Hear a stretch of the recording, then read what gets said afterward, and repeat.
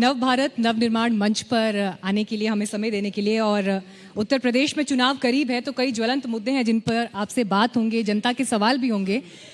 लेकिन शुरुआत मैं करना चाहूँगी यहाँ पर एक किस्से के साथ जो मीडिया रिपोर्ट्स में हाल फिलहाल में छाया रहा। जब आप अपने एक कार्यक्रम से गुजर रहे थे और लखनऊ के नवाबगंज में एक चाय वाले के यहाँ आप रुके और आपने उन दिनों को याद किया जब आपने कहा कि आप भी चाय वाले रह चुके हैं। चाय वाला शब्द जब आता है तो दिमाग में बहुत कुछ और आने लगता है। तो सबसे पहले आपके इसी किस्से के साथ शुरुआत। देखिए, चाय वाला शब्द जब आता है तो कुछ और नहीं आने लगता है। यह बचपन का वह समय याद आता है जब निश्चित तौर से हम लोग एक ऐसे परिस्थिति से गुजर रहे थे। हम तो मुख्य रूप से कृषक परिवार हैं, किसान परिवार से आते हैं। खेती हमारे परिवार का मुख्य पेशा है। लेकिन परिस्थितियां कुछ ऐसी बनी जब हमारे पिताजी अस्वस्थ हो गए, खेती में काम करने की सामर्थ्य उनके शरीर की नहीं रही और मैं स्वयं आयु में कम था। तो पिताजी ने उस समय चाय की दुकान शुरू की। तो चाय की दुकान में मैं पिताजी के साथ काम करता था। तो अभी मैं प्रयागराज गया था, जो आप लखनऊ कह रही हो, प्रयागराज नहीं, प्रयागराज से लखनऊ आते समय एक नवाबगंज नाम का स्थान है। तो मैं वहाँ कार्यकर्ताओं ने रोका तो कहा चाय पी करके जाइए। तो मैंने कहा हाँ ज़रूर चाय पिएंगे। तो बैठ करके चाय पिए। फिर चाय वाले जो हमारे साथी थे उनसे मैंने कहा कि भाई देखो, आप भी चाय वाले हो, मैं भी चाय वाला हूँ और आपने अच्छी चाय बनाई है। यह विषय, उसके पीछे का परिप्रेक्ष्य इतना ही था, इसके पीछे का कोई परिप्रेक्ष्य अलग से नहीं था। लेकिन जहाँ पर भी जो इस प्रकार के लोग, जैसे कोई खेती में काम करने वाला किसान है, मैं खेत में हर वह काम किया हूँ जो काम एक किसान को करना चाहिए, एक किसान परिवार के किसी सदस्य को करना चाहिए। तो किसानी के बारे में आप बहुत सारे ऐसे हमारे चाहे विपक्ष के मित्र लोग आएंगे, वो खेत के बारे में नहीं जानते होंगे। खेत में कैसे बुआई होती है, कैसे निराई होती है, फिर कैसे फसल कटाई होती है, अन्य कोई सामान बोया जाता है तो उस उपज को कैसे बाहर लाया जाता है, उनको नहीं, लेकिन मुझे मालूम है। तो वह सारे काम खेती से जुड़े हुए, गरीबी से जुड़े हुए, छोटे कारोबार जिसे चाय की दुकान कहते हैं, उससे जुड़े हुए, मैं उससे जुड़ा रहा हूँ। इस पर मुझे गर्व रहता है। केशव प्रसाद मौर्य जी, जब भी बात बीजेपी के नेता और मंत्री करते हैं, क्योंकि आपने किसानों का जिक्र किया, खुद के किसान परिवार से संबंधित होने की बात की, बड़ी आत्मीयता के साथ बात होती है और एक संवेदनशीलता के साथ बात दिखाई देती है। लेकिन जमीन पर किसान जब आंदोलन पर बैठे हैं तो फिर सवाल ये भी उठता है कि सरकार उन्हें मना क्यों नहीं पाई या कन्विंस क्यों नहीं कर पाई। और अब जब चुनाव करीब है तो ऐसे में पश्चिमी यूपी में किसान आंदोलन की वजह से जो स्थिति बनती जा रही है, क्या बीजेपी के लिए चुनाव में अब ये एक बड़ी चुनौती होगी उन्हें ऑन बोर्ड लेना? मैं पहले भी कह चुका हूँ और आज भी टाइम्स नाउ के मंच से मैं कह रहा हूँ कि वह किसान आंदोलन नहीं है, वह चुनाव आंदोलन है। वह किसान पंचायत शब्द का प्रयोग जरूर होता है, लेकिन वो चुनाव की पंचायत होती है और किसान तो भाजपा के साथ है। यही सवाल जब हमने किसान आंदोलन में बैठे नेताओं से पूछा तो उनका ये कहना था कि अगर आंदोलन राजनीतिक भी हो गया है तो सरकार को समस्या क्या है, अगर हमारी सुनेंगे नहीं तो हम राजनीतिक तरीके से जवाब देंगे, वोट से चोट करेंगे। देखिए, और लोगों से अब जब किससे आपने बात किया मैं नहीं जानता हूं, लेकिन आप मुझसे अगर आप पूछेंगे तो मैं ये कह सकता हूं कि आज़ादी के बाद देश में जब से माननीय नरेंद्र मोदी जी के नेतृत्व में सरकार बनी है, किसानों के हित में जितना काम हुआ है, किसानों के फायदे के लिए जितना काम हुआ है, किसानों के द्वारा जो उपज तैयार की जाती है उसके मूल्य में वृद्धि जितनी हुई है, ऐसा इसके पहले कभी नहीं हुआ। आज इतना अच्छा काम हो रहा है, जिनको देश के प्रधानमंत्री जी का अभिनंदन करना चाहिए, स्वागत करना चाहिए कि आपने किसानों के लिए बहुत अच्छा काम किया है। अगर किसी राजनीतिक दल से प्रेरित होकर के किसान के कंधे पर कोई कांग्रेस बंदूक रखे कि भाजपा को निशाना लगाएंगे, समाजवादी पार्टी बंदूक रखे कि हम भाजपा को निशाना लगाएंगे, मैं तो देखा। लेकिन क्या आप ये मानते हैं कि किसान आंदोलन जिस तरह से जमीन पर होता दिखाई दिया, एक तस्वीर हमने देखी मुजफ्फरनगर में किसान महापंचायत की, एक तस्वीर करनाल में भी दिखी हाल फिलहाल में, उत्तर प्रदेश के उप मुख्यमंत्री क्या ये मानते हैं कि किसान आंदोलन से बीजेपी को इस चुनाव में किसी तरह का नुकसान हो सकता है? किसान आंदोलन होता तो मैं उस पर कुछ कहता। ये किसान आंदोलन नहीं, ये विपक्ष का चुनौती है या नहीं है? विपक्ष का आंदोलन है और विपक्ष के आंदोलन का सामना हम लोगों ने पूरे 4.5 साल किया है, चुनाव में भी कर लेंगे। हम तो कहते हैं जिनको लगता है कि हम किसान विरोधी हैं, ना घोड़ा दूर है ना मैदान दूर है, यानी जाट लैंड में आपको कोई नुकसान नहीं होगा। अभी 2022 का चुनाव आने जा रहा है, वो सारे के सारे लोग मिलकर के हमारे खिलाफ लड़ लें हमें पूरा विश्वास है, मैं एक बार फिर से 300 से ज्यादा सीटें उत्तर प्रदेश में तो जीतेंगे, जाटलैंड में फिर से सरकार बनाएंगे। जाटलैंड में कोई नुकसान नहीं होगा, जातिवाद आप आज की मान राजनीति रहे हम हैं? करते ही नहीं ना। नहीं, जाटलैंड में जो सबका किसान हैं साथ, उनसे सबका वो विकास। नाराज नहीं है, कोई नुकसान नहीं होगा। सबका साथ, सबका विकास, सबका विश्वास चलिए, प्राप्त करते हुए हम देश में भी और प्रदेश में भी काम कर रहे हैं, और उस काम के बल पर हम अभी 2019 जीते हैं, सपा बसपा के गठबंधन के बाद जीते हैं। तो यह संदेश स्पष्ट है कि कोई अगर ऐसी राजनीति करता है जिस राजनीति को समाज स्वीकार नहीं करता, गरीब स्वीकार नहीं करता, किसान स्वीकार नहीं करता, नौजवान स्वीकार नहीं करता, हमारे बड़े बुजुर्ग माताएं बहनें नहीं स्वीकार करती, उस आंदोलन में आपको, चूंकि मीडिया के आप सब हमारे साथी हैं, कोई कार्यक्रम ऐसा करेंगे तो इतना बड़ा स्पेस उसको दे देते हैं कि किसान आंदोलन। मैं तो बहुत जगह देखा हूँ 20 लोग बैठे रहते हैं, उसको आप लोग किसान आंदोलन बता देते हैं। तो वो किसान आंदोलन नहीं है। और जब किसान पंचायत, आप उसमें पता कर लीजिए, जो आए हैं उनको पैसा किसने दिया, उनको भेजा किसने। लेकिन तो सरकार भी तो, सपा बसपा कांग्रेस, लेकिन सरकार ने भी तो सर उनसे बातचीत की ना, और भाजपा विरोधी राजनीतिक दलों के सर। लेकिन सहयोग से सरकार ने आंदोलन चला। उन्हीं ऑर्गेनाइजेशन से जो किसान नेता थे उनसे बातचीत की, 7 दौर की वार्ता तो हुई थी ना। जिनसे खैर, इससे आगे बढ़ते हुए सरकार की मंशा किसान की, कोई भी किसान के लिए जिससे किसान का उत्थान हो सकता है। माननीय प्रधानमंत्री जी भी तो लगातार ये कहते हैं, देश के किसानों के लिए प्रधानमंत्री किसान सम्मान निधि के रूप में 1.5 लाख करोड़ रुपया अब तक ट्रांसफर किया जा चुका है। अगर ये सब जो बैठे हुए हैं या जो इस आंदोलन को हवा देने की कोशिश कर रहे हैं, इनका इतिहास आपको मैं क्यों याद दिलाना चाहता हूं टाइम्स नाउ के माध्यम से, कि जब ये सत्ता में होते थे तो 1 रुपया कहते थे हम भेजते थे तो केवल 15 पैसे जिसके पास पहुंचना चाहिए था पहुंचता था।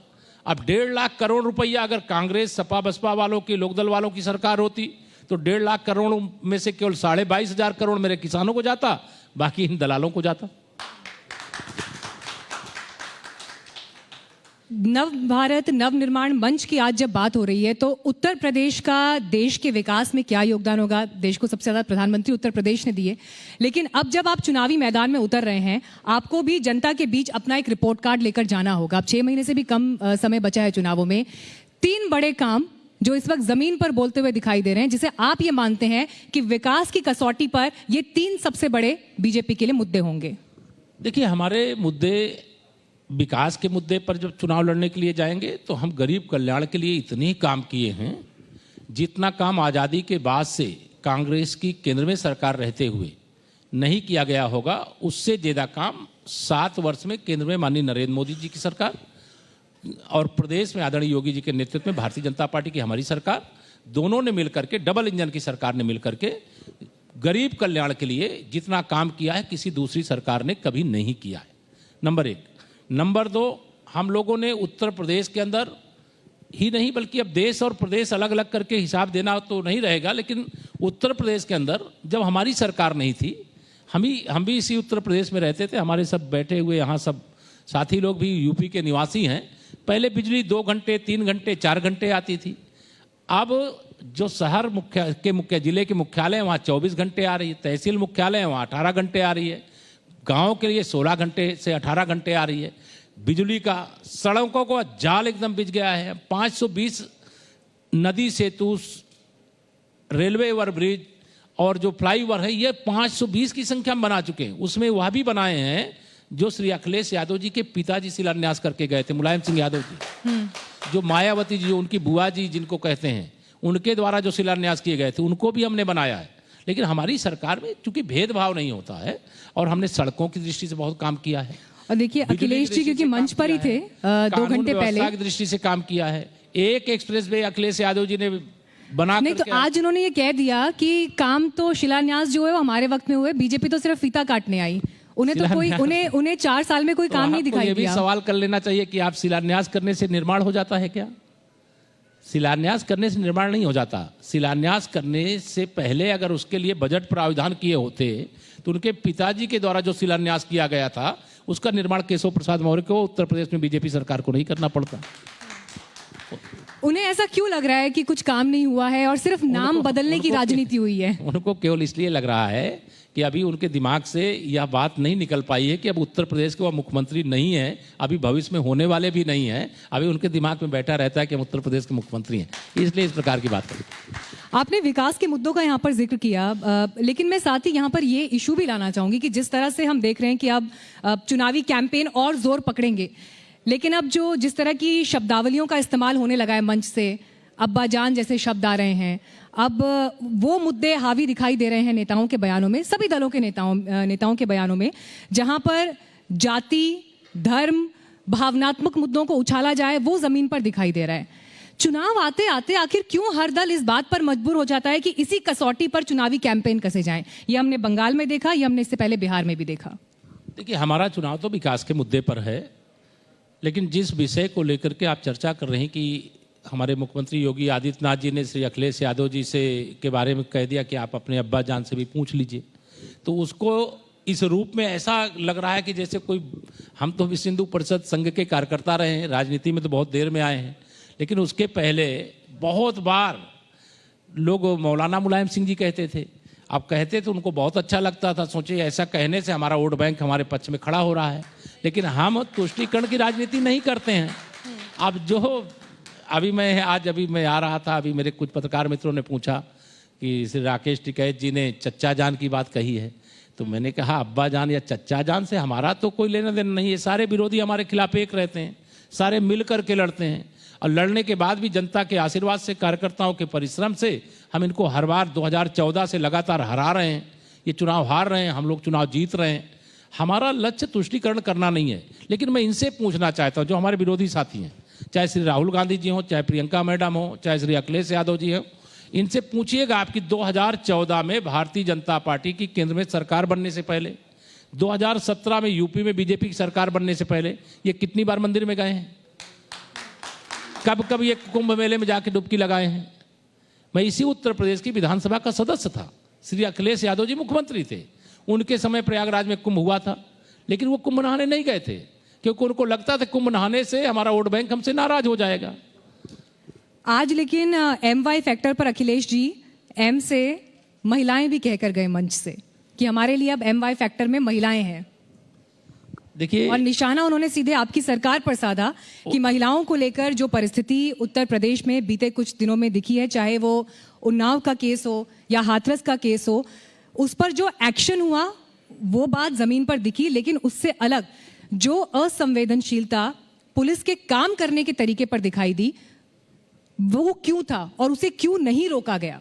देखिए, इस तरह की जो घटनाएं हुई हैं वो दुखद हैं, और उसके जो भी दोषी हैं, मैं दावे से कहता हूं इस मंच से, किसी भी अपराध का दोषी, चाहे हमारी किसी बहन बेटी के प्रति अपराध करने वाला रहा हो, और चाहे समाज के प्रति किसी भी प्रकार का अपराध करने वाला रहा हो, उस अपराधी को हमारी सरकार में बख्शा नहीं गया। उसको कठोर से कठोर सजा समयबद्ध तरीके से दिलाने का काम किया। जो लापरवाही करने वाले कोई अधिकारी रहे होंगे, कोई कर्मचारी रहे होंगे, कोई पुलिस के लोग रहे होंगे, उनके खिलाफ कार्रवाई भी हमारी सरकार ने किया है।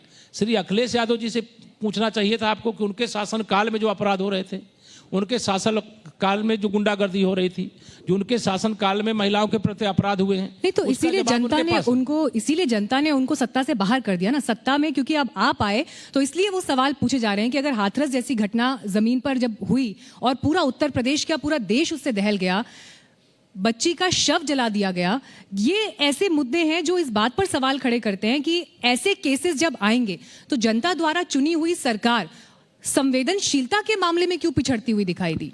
नहीं, हम लोग यह मानते हैं कि कोई भी अपराध करे, अपराध पहले तो होना नहीं चाहिए। अपराध मुक्त उत्तर प्रदेश हो, इस दिशा में हम काम कर रहे हैं। कोई अपराध किया है तो उसको हमने दंड दिया है, कोई अधिकारी जिम्मेदार रहा है तो उसके खिलाफ भी कार्रवाई की गई है, और कोई भी यह समझ ले कि उत्तर प्रदेश में भारतीय जनता पार्टी की सरकार है और भारतीय जनता पार्टी की सरकार अपराधियों का संरक्षण नहीं करती, वो किसी भी प्रकार के अपराध करने वाले हों उनके खिलाफ केवल कार्रवाई होती है। इससे श्री अखिलेश यादव जी को थोड़ी घबराहट होती है कि अपराधियों पे कार्रवाई क्यों हो रही है, उनके अवैध निर्माण ढाए क्यों जा रहे हैं, उन जो अपराधी हैं बड़े बड़े पुलिस पर गोली चलाते हैं तो पुलिस उन पर गोली क्यों चला देती है। इस प्रकार की तमाम समस्याएं श्री अखिलेश जी को रहती है। लेकिन इसके बाद भी हम कानून व्यवस्था की दृष्टि से केवल कागज पर ही नहीं, जनता के बीच में आप जा करके अगर सर्वे करें तो जनता यह बात महसूस करती है कि उत्तर प्रदेश में आज हम अपने आप को सुरक्षित महसूस कर रहे हैं या कानून का राज्य है। और सपा की सरकार के समय में लोग भयभीत रहते थे, कोई थाने शिकायत करने अपराधी की नहीं जा सकता था। चलिए, आप बार बार काम का जिक्र कर रहे हैं, जो जमीन पर असर होता हुआ दिखाई दिया उसका जिक्र कर रहे हैं। पिछले चुनाव में, क्योंकि आप खुद उस समय प्रदेश अध्यक्ष थे, तो उस समय जो ऐतिहासिक जीत बीजेपी ने हासिल की, आज की तारीख में चुनाव अगर अभी होते हैं तो कितनी सीटों का आपका दावा है? कितनी सीटें बीजेपी के खाते में आएंगी? 2014 को हमने 2017 में दोहराया था।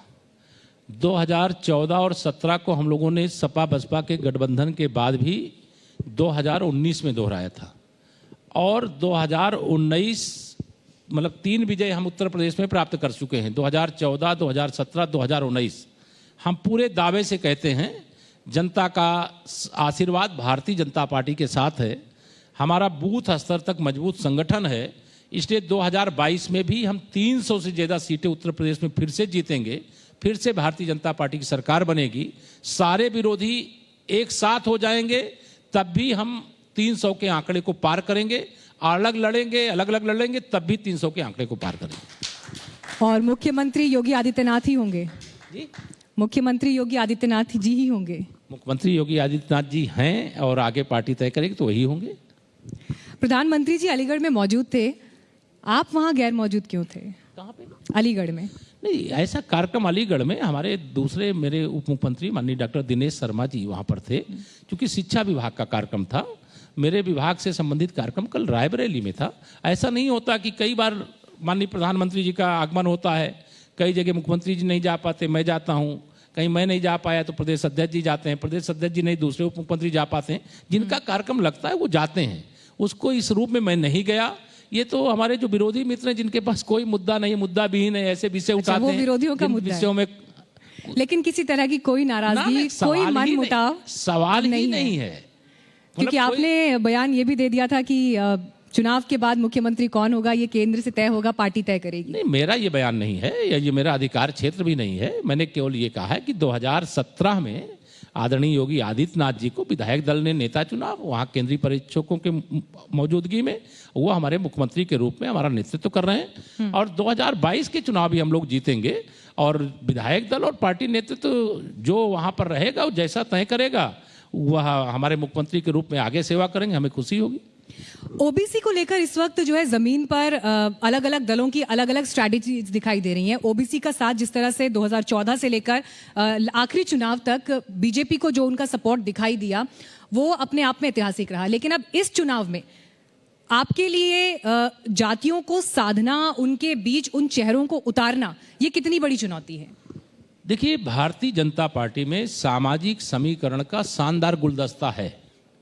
हम किसी जाति की उपेक्षा करें और किसी जाति को प्रोत्साहन करें, ये हमारी पार्टी का संस्कार नहीं है। हमारी पार्टी में हर जाति के लोग हैं, जो कुछ जातियों के ठेकेदार बन करके पार्टियां चलाते हैं। हमारे पास उन जातियों के भी अच्छे कद्दावर लीडर हैं। और भारतीय जनता पार्टी में पिछड़ा वर्ग, चाहे अगड़ा वर्ग, चाहे अनुसूचित वर्ग, जो भी कह लीजिए, ये सारे के सारे लोग इतनी भारी संख्या में हैं, इसलिए इतनी बड़ी विजय मिलती है। हम इसीलिए नारा देते हैं 100 में से 60% वोट हमारा है, 40% वोटों में बंटवारा है, और बंटवारे में जो वोट जा रहा है उसमें भी हमारा है। असदुद्दीन ओवैसी की एंट्री हो गई है इस चुनाव में, और जिस तरह से वो मैदान में उतरे हैं, और मुसलमानों को लेकर जो उन्होंने सीधे सीधे स्टेटमेंट मंच से दे दिया कि अगर 11% यादव मुख्यमंत्री बना सकते हैं, तो 19% मुसलमान 19 MLAs क्यों नहीं बना सकते? देखिए, MIM उनकी एंट्री क्या बदलाव चुनावी समीकरणों में लाएगी? आप लोगों का इंटरनल असेसमेंट इस पर क्या है? देखिए, हमारा असेसमेंट एक ही है कि 100 में से 60% वोट हम प्राप्त करें, इसके लिए हम काम कर रहे हैं। बाकी 40% वोटों में से कितना सपा को जाएगा, कितना बसपा को जाएगा, कितना कांग्रेस को जाएगा, कितना MIM को जाएगा, कितना अन्य जो राजनीतिक दल है उनको जाएगा, हम उस पर दिमाग नहीं लगाते। हम उस पर बाकियों को तो लग रहा है कि वो आपकी बी टीम है जी। बाकियों को लग रहा है आपकी बी टीम है। देखिए, ये विरोधी जब चुनाव हारेंगे तो हारने की उनको मालूम हो गया है कि हम 2022 का चुनाव, सारे विरोधियों को पता चल गया कि हार रहे हैं, तो हारने के लिए कौन से रास्ते अपनाने पड़े, क्यों हम हार गए, तो यह बताने के लिए अभी से भूमिका तैयार कर रहे हैं। सबसे बड़ी चुनौती आप इस चुनाव में क्या मानते हैं?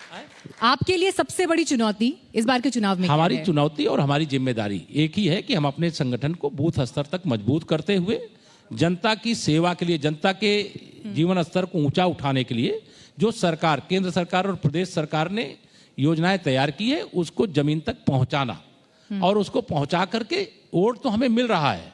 मैं तो ये कहता हूं कि उत्तर प्रदेश की जनता ने 2014 से लेकर के लगातार, कहते हैं ना भगवान देता है तो छप्पर फाड़ के देता है, तो मैं तो कहता हूं उत्तर प्रदेश का मतदाता ने भारतीय जनता पार्टी को छत फाड़ करके वोट बरसात करने का काम किया। तो जो निकाय चुनाव हुए उसमें परिस्थितियां क्यों बिगड़ी हुई दिखाई दी? जो पंचायत चुनाव हुए, ये पंचायत चुनाव भारतीय जनता पार्टी ने जो सबसे छोटी इकाई पर चुनाव था, वहां पर आप लोग क्यों पिछड़ते हुए भारतीय जनता पार्टी ने पंचायत चुनाव में सबसे शानदार सफलता हासिल की है। ये दुष्प्रचार जरूर करने में हमारे, चूंकि झूठ बोलने की ऑटोमेटिक मशीन मैं कहता हूं, विपक्ष के जो भी, चाहे वह सपा के श्री अखिलेश जी हों, चाहे बसपा की मायावती जी हों, चाहे कांग्रेस की प्रियंका मैडम हो, ये झूठ बोलना इनका एक लक्ष्य रहता है। और हमने सबसे ज्यादा सीटें, ब्लॉक प्रमुख हमारे सबसे ज्यादा, जिला पंचायत अध्यक्ष हमारे सबसे ज्यादा, जिला पंचायत सदस्य हमारे सबसे ज्यादा, क्षेत्र पंचायत सदस्य हमारे सब समर्थित चुनाव लड़ते हैं। इसमें सिंबल पर चुनाव नहीं होते, और सिंबल पर जब चुनाव नहीं होते तो यह जरूर कि भाजपा समर्थित कौन है, दूसरे दल का समर्थित कौन है। हम पंचायत चुनाव में भी ऐतिहासिक विजय प्राप्त किए, पहली बार लड़े। अब मैं आखिरी सवाल सर आपके पास लेकर आ रही हूँ, क्योंकि जो राज्य में अभी एक परेशानी दिखाई दे रही है जिस पर लोग काफी चिंतित हैं, वो है बच्चों को जिस तरह से बुखार आ रहा है और जिस वायरल फीवर का प्रकोप इस वक्त दिखाई दे रहा है। आपके विरोधी विपक्षी पार्टियां अब लगातार ये कह रही हैं कि फिरोजाबाद में बच्चों की मौत की खबरें जिस तरह से आई और जो उनको जमीन पर सुविधाएं मिलनी चाहिए थी, अस्पतालों में जो बेड्स मिलने चाहिए थे, वो सुविधाएं नहीं है, और इस मुद्दे को लेकर चुनाव में जाएंगे। देखिए, मैं समझता हूं कि ये संवेदनहीन किस्म के राजनीति करने वाले लोग हैं। पूरी दुनिया के अंदर कोरोना जैसी महामारी से देश ने, और देश में उत्तर प्रदेश ने जिस शानदार ढंग से इस लड़ाई के खिलाफ, इस कोरोना की महामारी के खिलाफ लड़ाई लड़ी है, पूरे देश में, पूरी दुनिया में सराहना हो रही।